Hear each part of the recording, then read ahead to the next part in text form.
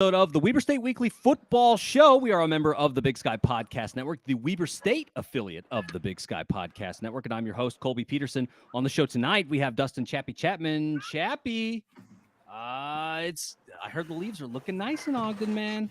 Oh, they're just barely past peak. This about midweek was the perfect time to go see them. It's still beautiful up there. I'm going to give a shout out since apparently it's gear night here on the show. I'm going to give a shout out to the folks at Apparel that made these sweet, Make Ogden Purple shirts. Oh yeah, great campaign. Let's do that for much more than just homecoming week.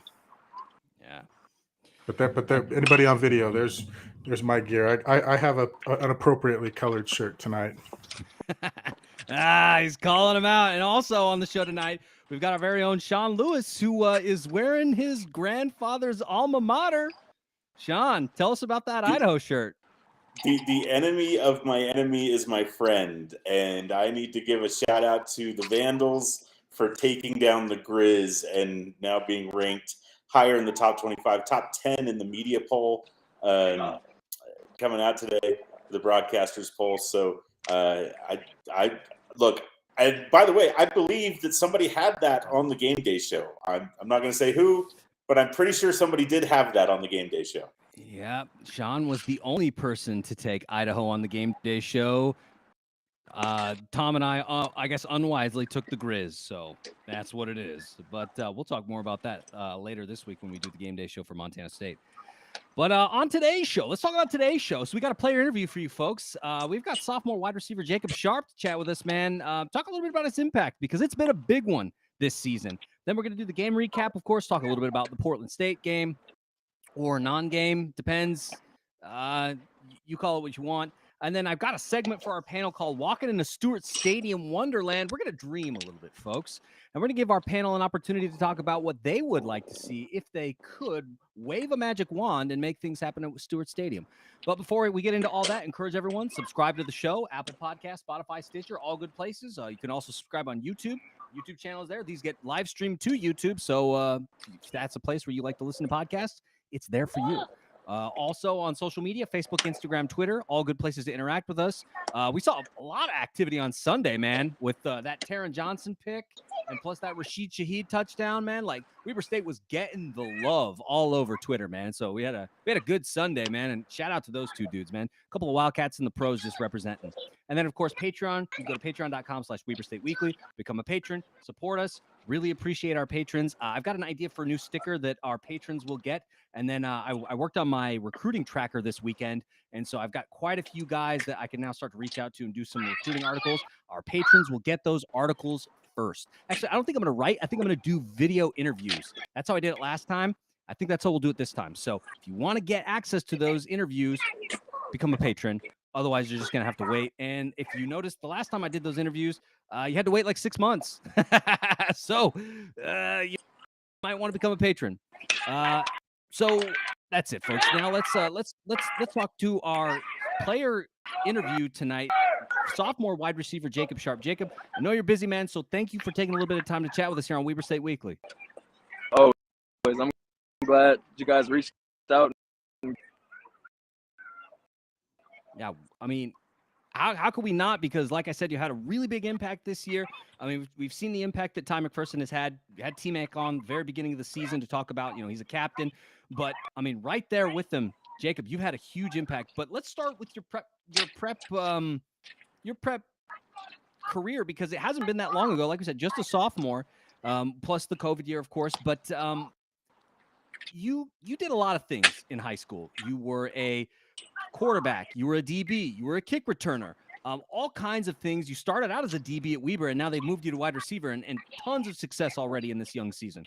So talk to us a little bit about versatility, man, because you've been able to kind of just take whatever role has been given you and do a really good job. How do you do that as a football player, especially at the D1 level, the way that you're doing it? Stay versatile, even though you've got a skill set that you've been working on since you were a kid. This guys has been ahead of me, like coming in at Eddie, Mark, minutes 2019 year, and then guys to watch like John Christensen, T. Meets, Isaiah Jackson, ain't set a good example for me to follow and make the switch. I knew what I needed to play and what steps I need to take in those right people who had my back doing it. Like team, nothing but encouraged and supported me, and just I got to give my success and Coach Ridley, like all clicked and just made sure that we were going that way when we stepped on that field. Yeah, man. I mean, and so like we said, I mean, it makes sense that you've had a ton of guys out there who have showed you the way, and so now you've got the opportunity. You've followed in their footsteps. They've shown you the ropes, and now you're balling out, man. And so this season, talk a little bit about already 416 yards on 23 receptions, 2 touchdowns. One of those came in the game on Saturday. That's 18 yards a catch on average, man. Talk to us a little bit about what's different for you this year, because your production has just taken off. The trust factor that we all have, we call each other Big Trust, because me and T-Mac can't make the plays if we can't trust Bronson. Bronson can't make it that he has if he can't trust us. So we all just trust each other. It just came together. It came together after Utah State. We all stuck together that nobody can. Chappie or Sean, questions for sophomore wide receiver Jacob Sharp?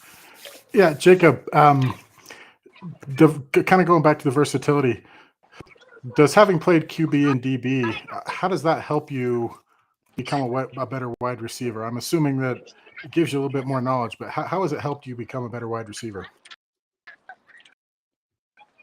Playing DB is the coverages and know what play me or T-Mac, but it's just knowing it's defense, the schemes, and it just I know the pressure Bronson has a limited amount of time in the pocket, especially. So I know that I need to work to get any space or where it needs to be put at. That's awesome. And then one more question for you. We've been noting you've been especially effective and deadly on slant routes, right? Or 5-yard in routes. Okay. But the thing I've wondered, like, it almost seems like it's game plan that you guys are seeing something on defense that's making you guys run more slant routes in certain games. Like the Utah Tech game, you guys ran a ton of slant routes. Last Saturday against Portland State, you guys ran a ton of slant routes. What are you guys seeing that's making you key off of that to run more slant routes in certain games? I key off of it when we go tempo. Want to give us so we know if we get off a big max tempo and run a slant, or we coverage and just ends up working out. Yeah, you've been phenomenal. The slant routes have been like every time you get the ball, Mike always on a slant route, and he's just gonna keep going. Yeah. Hey, Jacob, first off, I want to give you credit for the touchdown on Saturday. That was probably my play highlight of the game. My favorite play that you had, and just a wonderful play. I want to talk about. It seems like this team begins really fast, and we're able to get out and score quickly. The Wildcats end strong. We've seen that, only giving up 1 touchdown in the fourth quarter all season. Garbage time touchdown. That doesn't even count, man. I know. So, but my question is, what does the team need to do to be more consistent in the middle quarters? What do you guys have to do? What is happening there that makes it so the offense doesn't seem to be rolling quite as smoothly as it does at the beginning or the end? We jump out fast, quick, but what we need to do is just keep our foot on people's necks. And once we start doing that, I've got a pretty young offense, and we're still trying to get used to the we just still got things to work. It's not. We're just and we're not doing anything wrong. But we just got to learn, just put together a complete game where from beginning to end. Well, and I thought the Portland State game was the most complete game that you guys have had this season. So I see that work in progress and see the improvements there. So props to you guys on that. Is there any DB in the can't beat?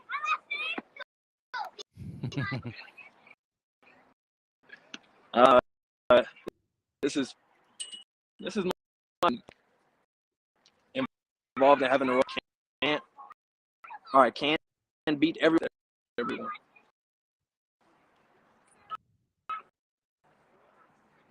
I always try to trip them up, and these guys are so trained that they never take the bait, Colby.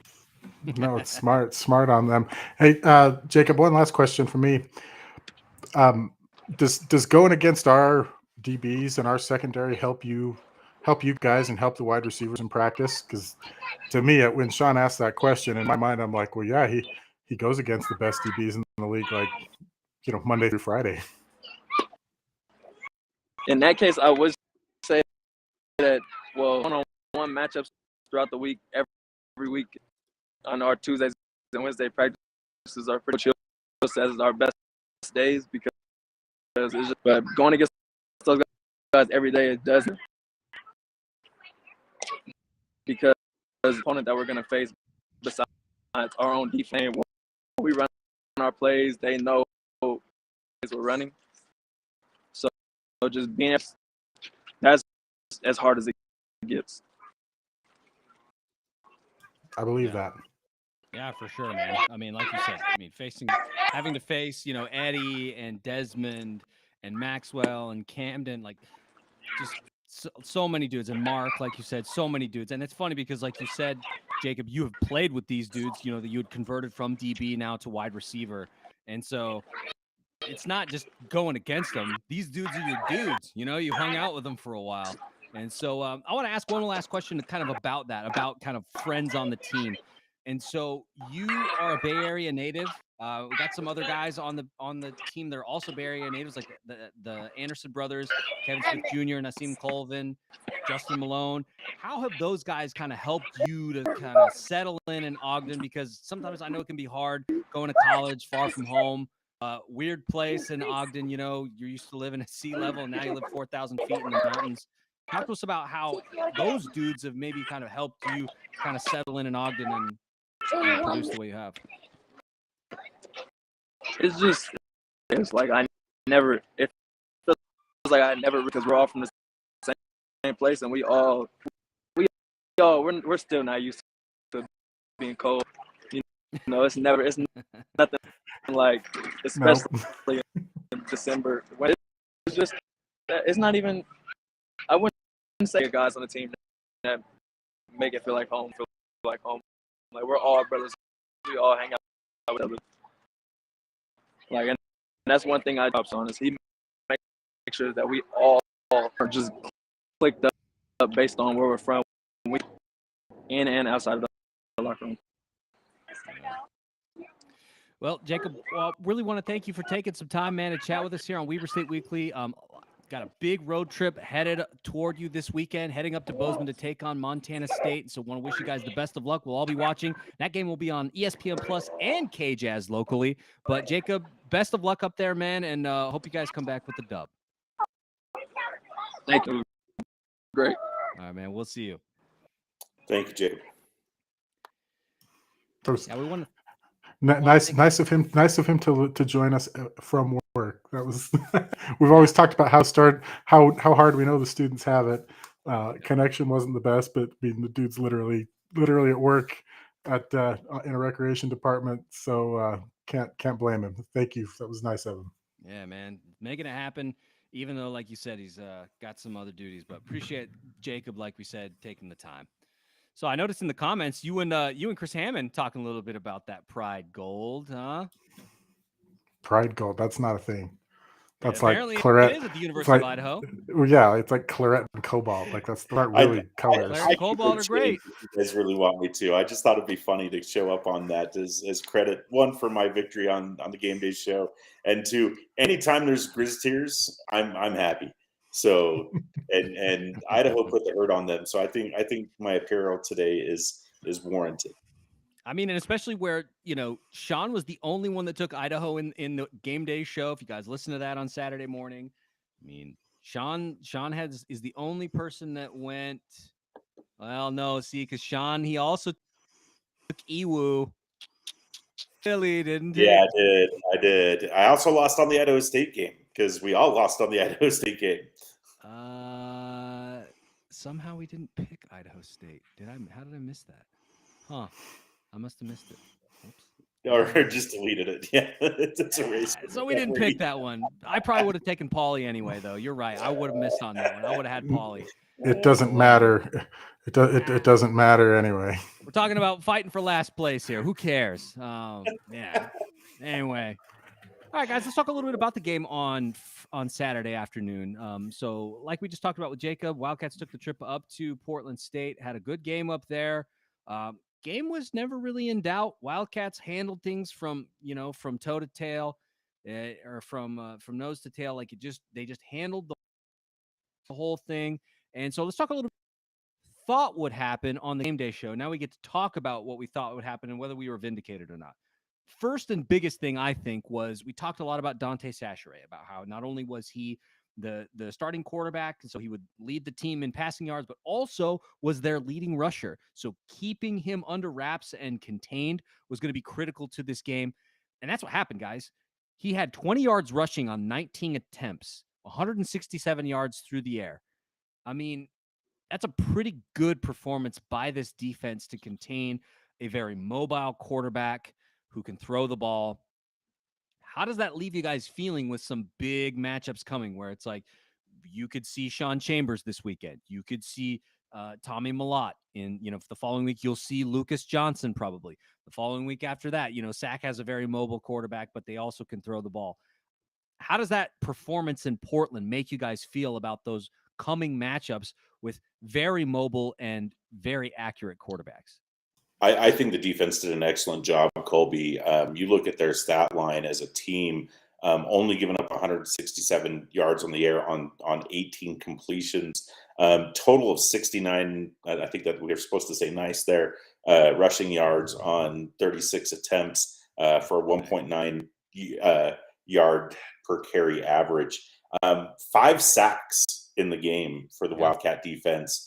And I'm not sure how many tackles for loss or TFLs there were in that, but I think this is the most complete game that he has had this season. And I actually think that, as we've talked about how the season is going to build game by game, I think the Wildcats are ready for this next 3 weeks and the gauntlet that we're going to see. The competition is getting better, but I think Weber State is getting better. They're receiving the love in the polls. Number 2 in one of the polls I saw today. It's pretty high. And so I think that I've got more had coming into Saturday, because we took a guy and the weakness that the defense has shown this year has been that when plays break and we break containment, that bad things happen to the Wildcat defense. They stayed home. They didn't give up the big play, and I think we saw the success was the near shutout, only giving up the garbage time touchdown. Yeah. 9 TFLs in this one. Chappie, your thoughts, man? Yeah, it shows a good game plan. I mean, Talkington from Ewu wasn't the most mobile quarterback, but he was still mobile, and kind of Ewu has that. Ewu has that about him. Sacheret was more mobile, and we contained it better, which is great. It's kind of like we had, two reps before we got to the 2 games where we're going to need to be containing mobile quarterbacks. So I like it. It shows that they're getting reps and game planning. I mean, as you guys talked about there with the team stats, 4 sacks, a lot of sacks. I think that's probably the most we've had all year.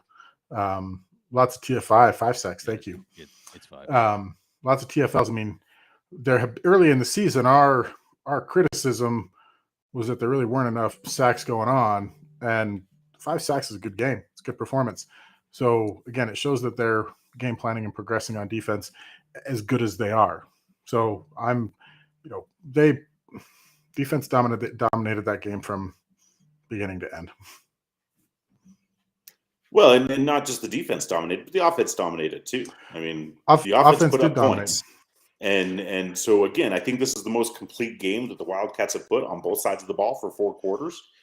Is there still room for improvement? Probably. Is Jay Hill satisfied with that performance? Probably not. But as a head coach, he's probably never satisfied with that performance. But at the end of the day, we got the W. And I think the team did really well. And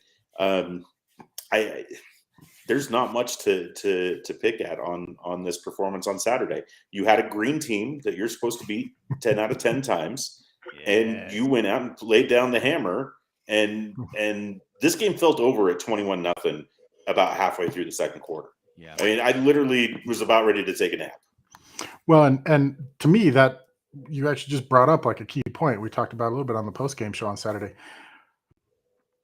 That second quarter lull wasn't nearly as long, right? Like they got up 14-0, like we've seen them do a few times, and then rather than having it go 14-7 or 14-14 like we've seen in past games, they did keep their foot on the gas, right? They did score in the second quarter. By halftime, when it was 21-0, game was not in doubt. You look at that, Chappie. It was they scored with 8.5 minutes left or 8:40 something left in the half. So about halfway through that second quarter, and I don't know that we really left points on the board, but it felt like it should have been more than 21. I think there were a lot of Wildcat fans that were kind of like, we've only scored 21. We should have more points. It felt like we should have more points. At least that's what it felt like at my house. And so we called those. Again, go ahead. Sorry. No, I was just going to say, if we're going to pick at nits, that's the one you pick. But I don't think we can complain about what happened on Saturday at all. The only thing we can complain about on Saturday is the injury to Hayes Hadley, and I don't know if we've seen any updates to that on what the extent of that injury was. But that's the only downside to what happened on Saturday. Yeah. I think media availability is tomorrow, and so I'm sure that there probably are going to be questions about that, whether from Brett Hine or anyone else about what's going on with Hayes, because obviously we hope for the best.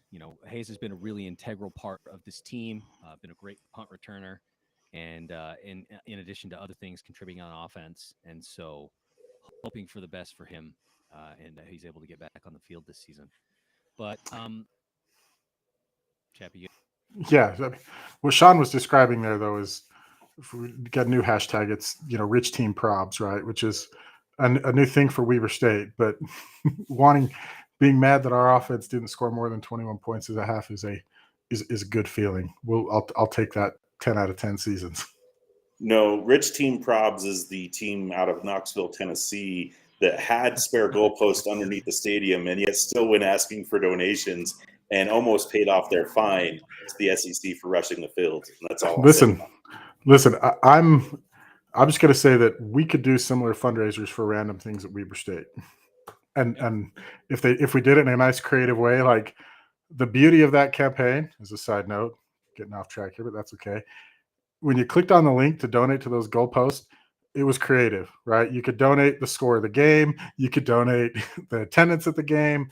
Like that was creative. People give money when talk about capitalizing on a moment, something that our university doesn't seem to show a knack for.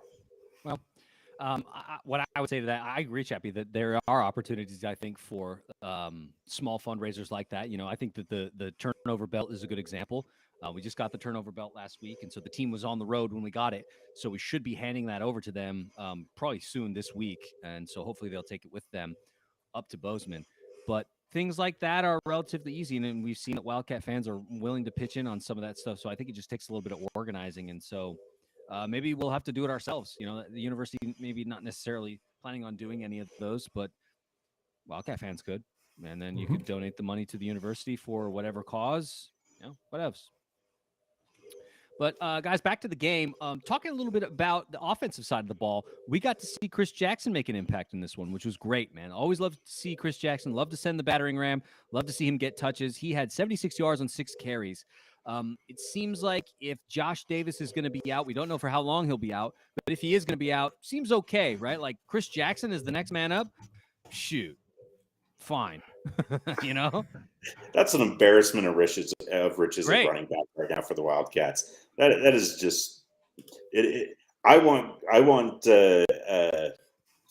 Josh to heal up and be as healthy as he can, and I hope that we get to see him play. I hope that wasn't a season-ending thing for him with that ankle. But I have no problem with the coaches leaving him out of this game and giving him an extra week to prepare.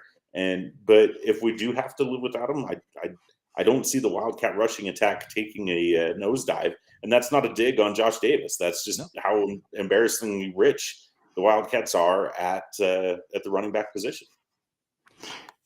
So there is Josh Davis. I'm going to make some assumptions here, so forgive me if I'm wrong.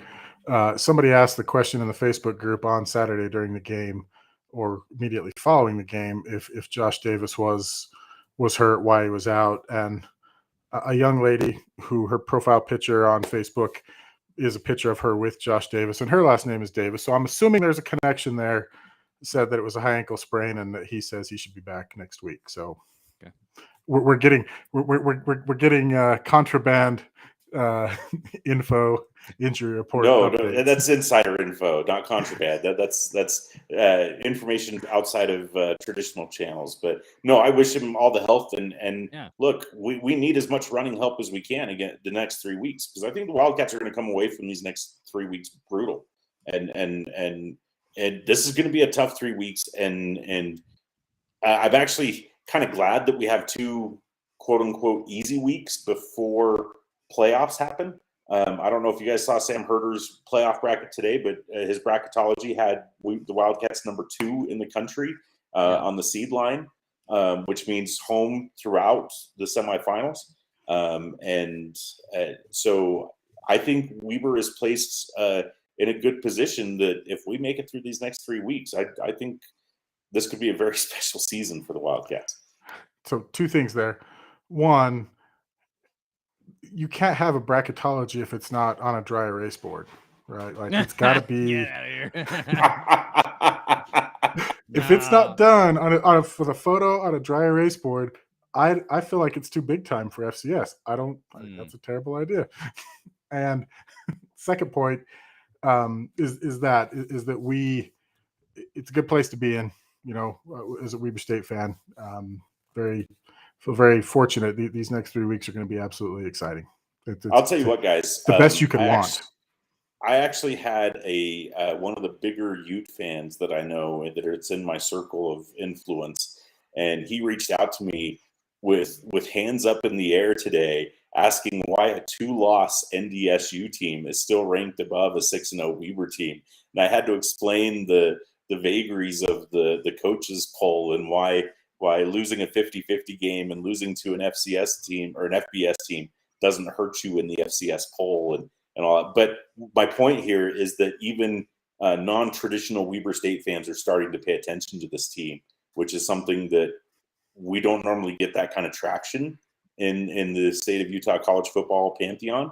And so I'm way excited for what this team has accomplished so far and what the future may hold. I have way more confidence going into Montana State than I did before. We've already talked about that. Yeah.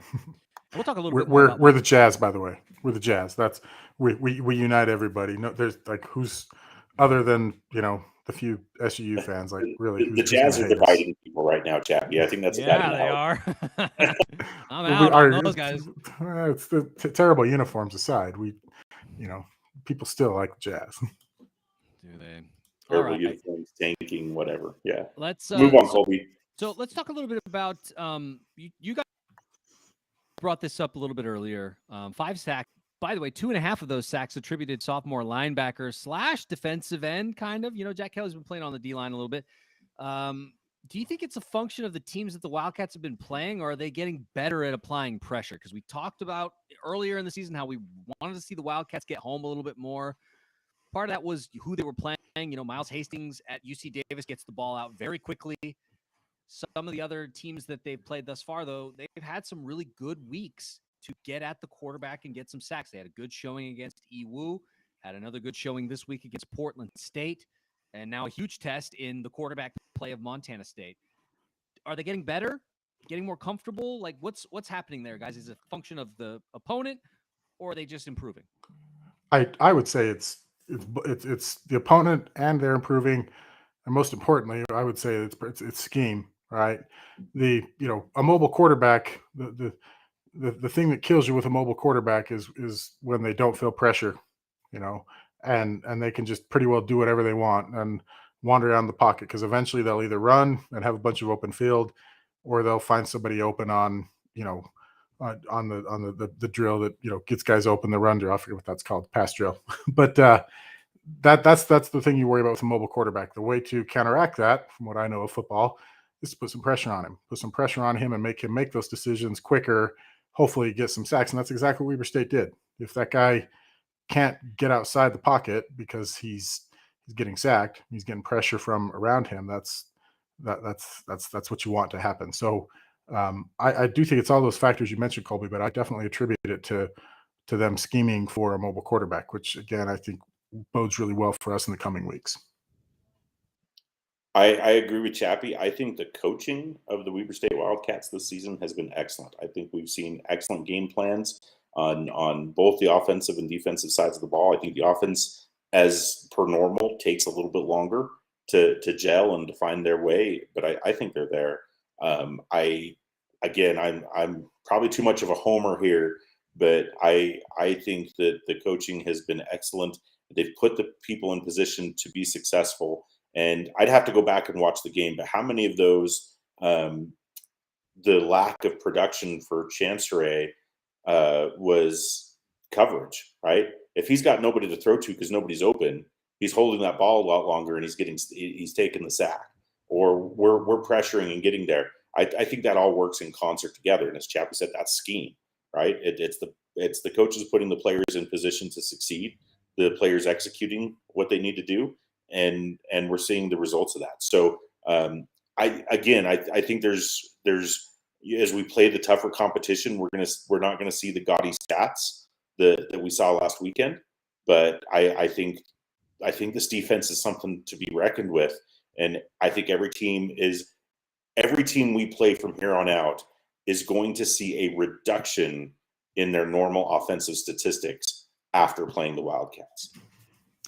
And my warning to Wildcat fans here will be, the game on Saturday was awesome. We won that game. We beat them pillar to post, start to end, well, both sides of the ball. Don't get spoiled and make that your expectation every week.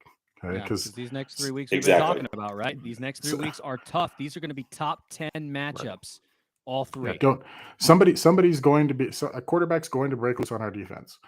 Somebody's going to pick the ball from Barron. We're going to give a foot, like, don't get in the habit of expecting that game every single week, because one thing Weber State has been good at over the years is pounding inferior competition, right? Like they punish inferior teams. And shout out to the staff in Farmington for scheduling these next 3 weeks, because nobody has a gauntlet like this 3 weeks in a row in the Big Sky Conference. No, yeah, not in a row. Don't get spoiled. That's what I'm saying. They're still good. If the offense doesn't put up 60 against Montana State on Saturday, it doesn't mean we don't have a good offense. If the defense gives up 30, that doesn't mean we don't have a good defense. It means we're going against good competition, which is what you want. Yeah.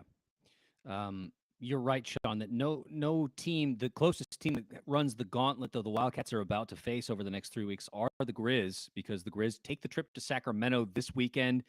Then they take the trip to face the Wildcats in Ogden the following week. Then they get a little reprieve, a couple weeks, and then Cat Grizz. So they will face all three of the same teams, but there's a little break between that and their big rivalry game. Cat Grizz is also in Bozeman. It's in Bozeman this year. Yep. Yeah.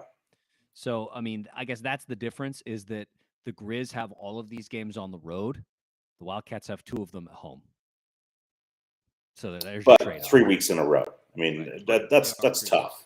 Yeah. I mean, I don't. You don't even see SEC teams don't play 3 top 10 matchups in a row. This is really unprecedented. And I've got to think that if the Wildcats come out of this undefeated, I mean, that's a good case to be top team in the country, even if SDSU doesn't lose. And I don't think SDSU is going to lose because looking at the remainder of their schedule, I don't think that they'll be challenged the way they were with Eisen this week. Unless something crazy happens, the Jackrabbits will be the number 1 team in the country. But you're right. Should the Wildcats somehow come through these 3 weeks undefeated, wow, that's something. That really is something because this is going to be. We've talked about it all season. This is going to be tough.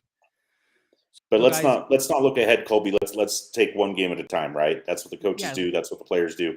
We're only focused on Montana State. That's what's in front of us this week, and we need to go up and this business trip come back with a dub. The one thing that I do like, though, the last time we did have a gauntlet like this, a lot of fans will remember the 2019 season. It wasn't this, but it was close. We had a stretch of playing at Davis, at Sac. Beat them. And by the way, shout out to Sam Herder today. He was tweeting his justification for Sac being ranked so high and mentioned that they were like 15-1 in Big Sky Conference play over the past 3 years. And 2 years. And I was like, I wonder who that one loss was to. Oh, I know who it was to. So they played Sac State, beat them, played North Dakota home. If any of you remember that game, that was North Dakota was vying for a playoff spot, really, right? Like they almost lost that game. And kid dropped the kickoff and gave Weaver the game. But then they went up to Montana and lost up there, and we of course avenged that later in the playoffs. But that was a 4-week stretch. That was a 4-week stretch right there, and we came through it pretty well. So, guys, just a couple more things here on the Portland State game. Flip side, the offensive line did not give up a sack on Bronson Barron. How ready do you think that they're going to be for the pass rush of Montana State, which has been their D-line has just been okay. They lost some really critical guys to the NFL, by the way. But also the Grizz, who blitz a lot. That is the thing that the Grizz do. They love to blitz. Their pass rush is legit. The O-line seems to be getting better. Have had a pretty good run here. Didn't give up a sack on this one. How do you feel going into these next few weeks? If I could start, Chappie, I think the one thing that I worry about is not sacks. It's the center to quarterback transition of getting the ball out. We had a couple of bobbles this week, and that was rough. And a good team like the Bobcats or the Grizzlies, that has to be shored up. Otherwise, those are turnovers waiting to happen. So I'm not worried about the sacks on Bronson. What I want to worry about is making sure that the ball gets transferred cleanly to the quarterback and that our offense has a chance to run the play and that we're not having unforced errors causing problems for the Wildcat. Yeah, I agree with that. My reaction will be in the form of a shout out to one Ty McPherson, who had a really great tweet over the weekend. What it was a pregame of Portland State shouting out, who's scared, they scared. And his quote tweet was, I've never been less scared in my life. So you don't lose to the green team. Gosh, somebody's got to make that a t-shirt. It's coming, folks. Believe you me, it's coming. Last question, guys, and then we can get off of this and we can move to the final segment. I want to talk about Maxwell Anderson. Maxwell Anderson leads the country in interceptions right now. If you listen to the Blue Bloods pod, which is a really great podcast, by the way, if you want to get, I've been listening to it a lot, been learning a lot about HBCUs. HBCU is a big deal here in Tennessee and in the South in general. Many of them are here. That he's got Maxwell Anderson as a finalist for the Buck Buchanan. He said it's really difficult, though, for DBs to win it because they don't necessarily have the stats that D-line linebackers get, which are sacks, TFLs, hurries, knockdowns, those kinds of things. You don't track those things always for DBs. For DBs, it's PBUs, it's interceptions. That's kind of it, right? Do you think that Maxwell Anderson has a chance at the Buck Buchanan if he keeps this up? And just for clarification, the Buck Buchanan is the Defensive Player of the Year, correct? In the country. In the country, yep. Chappie? I mean, I'd say if our team keeps winning highlights good players, right? I mean, sometimes the guy that wins the Heisman isn't necessarily the best quarterback. He just, or even the best player. He happens to be the best player on the best team. So, absolutely, if we keep winning games, then the accolades will come as a result of that.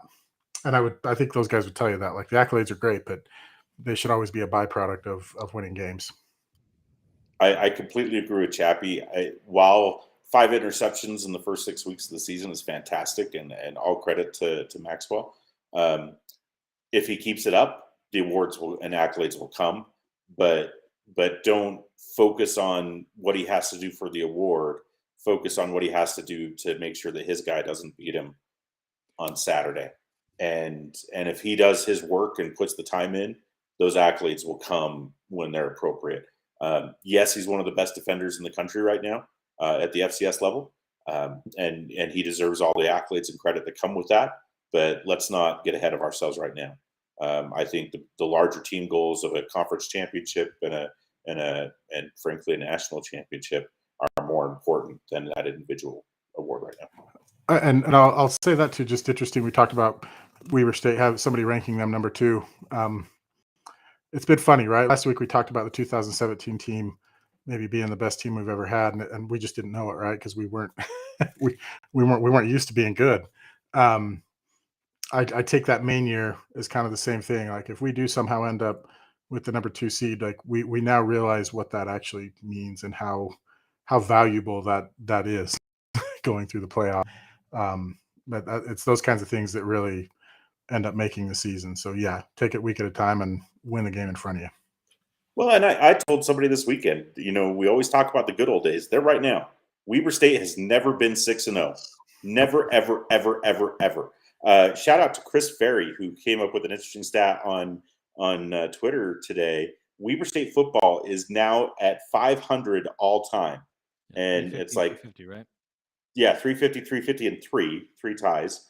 And the last time that Weber State, per Paul Grua, they imagined, nobody's done the math, but they figured the last time that Weber State football was at 500 all time was in the late 70s. All right, so before any of us on this program were born, and so I've got to think that Jay Hill has taken us over the last 9 seasons from a place where 500 as a program just looked daunting, and now we have a chance as a program to write the program history and change what Weber State football has been historically. We've been on this upward trajectory, and it's so cool to be a part of this right now. And so I just don't want to miss out on this and whine about the things that don't matter when, gosh, we're 6-0. We've never, ever, ever been 6-0. This is rarefied air, and I want to see how far we can take this. And good on the players and the coaches for making this happen, because this season has been special. If nothing else happens this season has been special just for that. Well said, Sean. So let's wrap this segment up. Wildcats beat the Vikings up in Hillsboro 42-7. Should have been 42-0. Garbage time touchdown. Blah blah blah blah blah. All right, guys. So now we're gonna play a little game that I'm calling "Walking in a Stewart Stadium Wonderland." I'm gonna give you guys an opportunity to dream here. And so my first question to you is this: we had a little conversation today on social media about potentially adopting some new things at Stewart Stadium to be better for game days. And I was like, man, this was really cool. I want to kind of get some more conversation going about these kinds of things because I love this kind of stuff. So my first question to you guys is this: you can add one thing to make Stewart Stadium better on game day. What is it? I'm going to cheat because I always do. I'm going to say 2 things. If I had it my way, we would take Well, that's that. I think I was going to leave that to somebody else, but I was just trying it should be to be there. I mean, just yeah, yeah, yeah. imagine sitting on the No, west side, stop, a stop. touchdown being scored. Anyway, Yeah. I would say if I had it my way, we would take the entire west stand and we would make it all chairbacks. Give people a reason, make it more comfortable over there, make that the comfortable side. Go the entire side chairbacks. Okay. I And want the then entire stadium chairbacks. Dream oh, big, Jesse. Come on. we all do, but let's get one side and try to fill it up first. Really, is what maybe the goal would be there. um, the other thing, and I took this actually from watching the Davis game. Um, I've got to attend quite a few Ogden High football games this year because my daughter's in the marching band there, and my younger daughter loves to just go and play around with all the kids because there's a big grassy area there.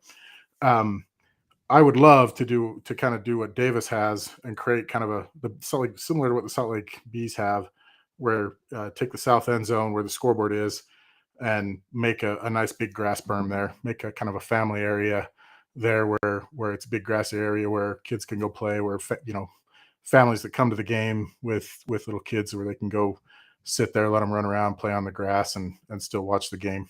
So I like I said, I cheated, but that would be the two things that have been on my wish list lately, other than a W on the mountain as well. Mm-hmm. Sean, what about you?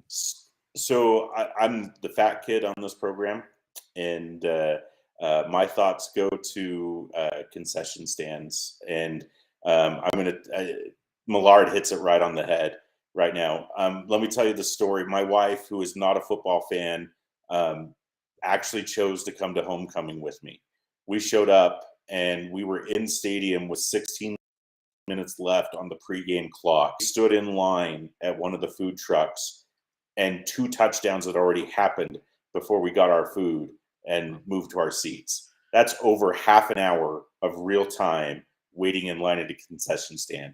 I don't care what stadium you are or what it is, something has got to change with the concessions, whether that's more, whether that's being able to pay online and pick up at a central location, something where the fans are not waiting in line forever to get a 20-ounce drink that's cold. We talked about this. I can't remember where we talked about this. I would love a little, when I was at SeaWorld, they had a little C-store where you could walk in, you get your own hot dog, you get your own chips, you get your own drink at the machine or whatever. You pay on your way out. So you're not waiting in line for somebody to serve you. Why can't we get Maverick or Holiday or one of these gas stations to put up one of these little C-stores where you can go get your popcorn, you can go get your prepackaged popcorn, you can fill up your soda, do a Megaplex refillable mug where you can buy a mug for $10 or $20 at the beginning of the season, and refills are free throughout the season, or refills are $1, whatever it is, and do that. You gotta fix the concession stands, because being in stadium 16 minutes early, going to the first concession stand we came to and not getting to our seats before halfway through the first quarter is ridiculous. Well, and if attendance keeps going up, that problem just compounds, right?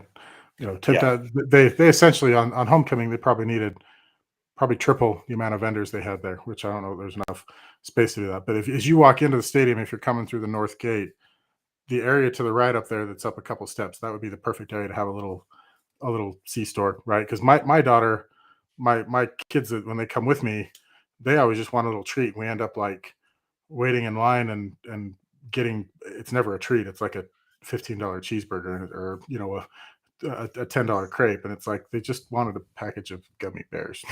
But that's the point, Dustin, is that I see fans the whole time. You stand up. If you stand up, you go sit down at the stands, right? And you stand up middle of the first quarter and go to a concession stand. You're not coming back till the middle of halftime. You're missing a whole quarter of live game action just trying to get food. That is just so ridiculous. And Millard asked the question, why can't they walk the stands selling items? Those are usually independent vendors. You got somebody that's going down there. You got to have the people to do that and the staffing. And I get that's hard, but something's got to change with the concessions. And it has never been good. When the school was running the concessions and they had the old booths on the north and the south end, you stood and waited. And half the time they didn't even have the stuff. The soda machines were always broken. something has got to change in the concessions, or people are not going to come, because that's the game day experience. You get in the stadium, you want to grab a soda, you want to grab a water, you want to grab a hot dog or a burger or something like that. You can't spend a quarter of the game just waiting in line trying to get your food. Yeah, so two things that you guys have already talked about my two things, and so I'll just go really quickly. I agree. So the C store in the stadium, easy thing. It could be this kind of thing that you can fold up, self checkout. So here in Nashville, you can go down to First Horizon Park. It's where the Nashville Sounds play, the AAA affiliate of none other than the Milwaukee Brewers, by the way. And you what you do is you just go in there, and it's run by Kroger. Okay, so guys, Kroger, Smiths, whatever. So they run it, and you just go in. There are coolers. You can buy soda, of course. You could buy beer because it's a ballpark. There are snacks, like you said, Sean, and then you just go and you check yourself out. There's like one guy standing there making sure, like, if there's a problem with the checkout, whatever, and that's it. You just go in, you check out, you're gone. You go sit in your seat. It happens quick. I think that could happen. I think, why couldn't, we've got all these food trucks here that are all using their own vendor services. Why can't the university take a cut of all that, say, we're going to charge you $1 on, or whatever your credit card processing fees are. We have one app where you can order from Burger Bus, from the tamale place, from the taco place, whatever it is. You order it in your seat, and you get a text message saying, hey, your order is going in the oven. Like Taboo Pizza does this in Ogden. You get a text saying, hey, your pizza's going in the oven. Come down now, right? And when you get there, they're handing you your food. You're walking out. Take away the line. The technology exists there. You could do this for all the vendors, where you put all their menu stuff in a single Weber State Sports app or game day app. Look at the Jazz. The Jazz do that, where you can order from your seat, and when it's ready, you go pick it up. I order the ice cream all the time. This is not difficult stuff. We just need to invest in it, and it feels like that the fan experience is getting better at Weber State. They've done so much over the last 10 years to improve the game day experience that this seems like low-hanging fruit that should have been done long before some of the other stuff was done. Yeah, so that was my second one. Order food from your seat. You can do it at Lindquist Field. Like you said, you can get in the Jazz app, and you can do it in the arena there at the Viv. It exists. You could do it. You just got to want it. You know what I mean? And it's just a matter of thinking about it and working through the problems of implementing a system like that, because of course that would mean that you have to get people in. But I think also that, like, there are probably certain vendors already pre-approved, like the Jazz do that, right? Like there are vendors that like some of those booths up on the second level, they rotate. Sometimes they're ice cream, sometimes they're other things, like just whatever. It's not always necessarily the same people, but you can order those through the app. And so it's like there must be some approval process. I mean, go talk to Steve Starks. Go ask him how they did it. I'm sure he'll tell you. You know what I mean? Sure, I'll not only tell you, he'll probably not only tell you, but he'll lend you a hand. Yeah, he probably would, right? Because obviously they're not as involved anymore because the Millers sold the team. But I'm just saying, like, that's the number two thing that I would like to see is order food for your seats, and then get the C store in there, sponsored by Maverick or whatever. Man, that's great. People would love that stuff. I like the idea of people walking through the stands. That gives it a ball game feel, though, doesn't it? Yeah, it does. I will say, like, I know we're saying concessions to improve it. The food trucks are better than I think the previous system. I like the food trucks. Like, I love the food options. Agreed. But they just need to be more better organized. Other one too, like this is less football, more basketball, but it's the same problem. The thing that always kills us when we go is when my kid wants ice cream. Like, that's the thing. I want to go to the game and get ice cream. Having it all single scooped and have it all it takes way too much time. Just put it in a cup and put a lid on it. Like, the kid just wants ice cream. They don't care that it's scooped out. Right. So kind of goes to the C-store idea. Have a cooler there. Go, when we get to open the Wildcat Creamery, we'll or the Fars Wildcat Creamery, just prepackage. I got one other thing for you that is such low-hanging fruit that it sickens me that I have to bring this up again. The north end zone balcony outside the coach's office is by far the coolest place to watch a game. I've never been able to do it, but why don't we have that RC Willie best seat in the house promotion where they put a couple of there. You've got the catered thing. You've got it there. You don't have to make this a big deal. I would pay big money to sit there every week for Wildcat football. They are using it this year though. But one game, only Oh, once. is that it? They've only used that one game. Empty. They've only used it one game. No, you're right, though. That's the best seat in the house. I mean, aside from Coach Hill's office, that's the best seat in the house. Okay, guys, one more thing I wanted to talk about really, really quickly about, dreaming about things that we could have at Stewart Stadium. Certain other team down south has a signature of pastry that that gets talked about quite a bit.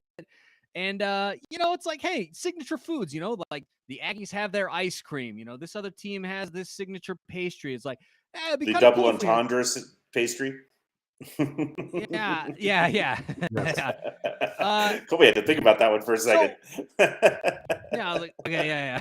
Yeah. But I was thinking about this. Like, I mean, we had this. This is another conversation we had on social media today in the Weber State Fans Facebook group. If you're not in there, by the way, you should get in there because it's great.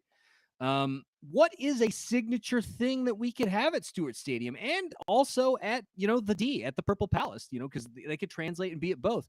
What is a thing? My idea was like an apple fritter that, maybe people were like mixed berry apple fritter. So it's kind of purple, or huckleberry flavored apple fritter, and it's a Wildcat claw, something like that, right? Like, give me your guys' take. Like, if there was a signature food at Stewart Stadium, what would it be? I want to go easy and say something that I don't have to sneak in myself, because that's how I get the food that I want in the stadium right now. Don't say water. Don't say water. Did I say that? No, I don't sneak water in. All right. I'm sneaking other things in. But I just want better options. I like it. You could do fritter. I think somebody said the Wildcat Ripple ice cream. We could do that. I mean, love that. There's lots of different things. I don't know. I don't want to copy other teams. I think having a signature thing like that would be awesome, though. Why isn't Wildcat Ripple for sale at football games? That is an interesting thought, isn't it? It's good, folks. It's good. If you don't know what Wildcat Ripple is, you go down to Far's. You say, "I want Wildcat Ripple." It's a nice mix of grape and vanilla. It's like a Lime Ricky frozen. You could have those little containers like both the Aggies and the Cougs have, that are prepackaged, and you just sell them for $3 or $6 or whatever with a plastic spoon. This is not rocket science, people. I'm just gonna say, make $1 million. I'm just gonna say, if Fars doesn't want to do it, go ask the Aggie Creamery to do it, or go ask. Whoa! Bow Tie Creamery, South Ogden. Anybody, ask somebody else. Yes, actually, it's right. It's good. I would definitely say something paw themed. I love the idea of a fritter, or I don't know. Maybe it's like a calzone in the shape of a paw. I don't know. There are definitely things that you could do that are themed that would become like, oh yeah, that's the thing you do at a Weber State game. In fact, Colby, you kind of said it. Like, soda stores are apparently all the rage, right? I mean, they are for my kids. Are. Yes, my gosh, the swig on Harrison. I mean, it's conspicuously located that I drive by. I might get my kids to school to and back every single day. It's terrible. But, when you make a Lime Ricky, like, it is purple, make a signature Wildcat Lime Ricky drink. I just thought about this. What about a paw-shaped churro? There you go. Oh man, that'd be incredible. And Churrology's there, and then those guys make a decent churro. Go make it. Get it caramel filled or chocolate or strawberry filled. A pod-shaped churro or a funnel cake, paw-shaped funnel cake. Mm-hmm. So there's Utah. You got to go sweets, man. But go. So if you don't know, I mean, go hop in on social media. Let us know what you think, guys, because I really want to know. I think could be a really cool tradition. We've been thinking a lot lately about traditions at Weber State. Kind of want to build our own culture and make it a thing, so that in years' time, the best time to plant a tree was 30 years ago. 30 years ago. The next best time is today. That's how it gets done, folks. You got to think about it first. You got to implement it. So go tell us what you think, and maybe we'll be able to work something out for next season, or maybe even into basketball season, because I think that this could be really, really fun. We could have some cool stuff on campus, man. And like people that come to the games, they have an experience. Yeah, they come back, and then we got tons of fans in the stands, and it gets loud, and people It's really about the enjoy it. kids. It's about the kids. Like it's about the kids looking forward to going to those games and That's how everything you you're build a talking fan about. base. Everything you're talking about getting suites there and having signature items like that. It's all about getting kids there, man. Yeah. All right, guys. So let's look at the upcoming schedule. Like we said, Saturday, October 22nd at Montana State. Wildcats taking the trip up to Bozeman. This is going to be a big one. There'll be a top 5 matchup, 1 p.m. Mountain Standard Time, ESPN Plus, and KJazz. We learned today the game will be on KJazz TV. So let your friends and folks know that if they don't have ESPN Plus for some dumb reason, ESPN Plus is fantastic. I watched Jackson State beat the tar out of Bethune-Cookman today on replay just because I wanted to see Shedeur Jackson. And I could do that because I already had it paid for. So it's going to be on KJazz. You can check that out. Customer service for Disney bundles sucks. I had to deal with them tonight. So that's the downside. But I will give a shout out to the conference and the university for making this deal happen. As I understood it, this was our Scripps affiliate here through their TV deal is Fox 13. Apparently they had to sub-license it, do something to get it onto KJazz. We're not, from what I understand, we're not going to get our traditional announcers on Saturday. Leave it at that. Yeah, because it's an away game. Well, it's an away broadcast, but it's the old Root Sports crew. And if anybody in years past ever watched the Root broadcast, the production was phenomenal. Like they're well-produced games, and it's going to be well put together, which is good for us. I mean, that's all we want, a high-quality broadcast. Here's the flat-out deal. The Scripps deal is a great deal for the conference, and I wish that our local affiliate would do it, but we have to face facts. The local affiliate is a Fox affiliate, College Football Saturdays. They're showing Pac-12 and B1G. And it's wall-to-wall 10 p.m. to 10 or 10 a.m. to 10 p.m. So our local affiliate is not going to show that game. Why they have not sub-licensed that to KJazz on a weekly basis? Probably because KJazz doesn't think that anybody's going to watch a Portland State NAU game, which is, possible one of those probably games. True. Which is true. That's fine. Fair. You can't sell ads for that. I love that they're doing it when Weber State is on that game and making that happen. So do I, but I would have watched Montana and Idaho. In fact, I was watching Montana and Idaho. I had it on ESPN Plus because I have ESPN Plus. That's why you have ESPN Plus, right? And I do think like the Brawl of the Wild people watch. By the way, quick shout out to Kyler Neal from Eagles Power Hour and Tom Lakey for I've always watched ESPN Plus on my Samsung TV, and the ESPN app's not great, but I do have an Xbox, and they pointed out that the multi-view does exist on the Xbox. So at the watch party at my house, we had the Weber game on, and then we were small boxing Idaho, Montana, and can't remember what other game, North Dakota State, South Dakota State, and it was an excellent viewing experience. Available on Xbox and Apple TV devices, or if you're like me and in the Roku family, you just buy multiple TVs and set it up that way. I'm in the Roku family.